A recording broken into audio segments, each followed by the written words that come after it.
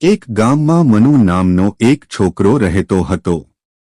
તે ખૂબ જ હોશિયાર અને દયાળુ હતો. રોજ શાળાએ જતો અને વડીલોનું કહેવું માનતો. એક દિવસ શાળાથી ઘરે આવતા તેને રસ્તામાં એક વૃદ્ધ માણસ ભારે થેલી લઈને ચાલતા દેખાયા.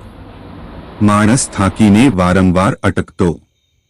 મનુ તરત દોડી ગયો અને કહ્યું, બાપુજી, થેલી મને આપો, હું લઈને જઈશ. મનુએ આખો રસ્તો એ થેલી ઊંચકી. વૃદ્ધ માણસે આનંદથી આશીર્વાદ આપ્યા, બેટા, તું નાનો છે પણ તારો દિલ મોટો છે. મનુને એ દિવસ સમજાયું કે સાચો આનંદ બીજાની મદદ કરવાથી મળે છે.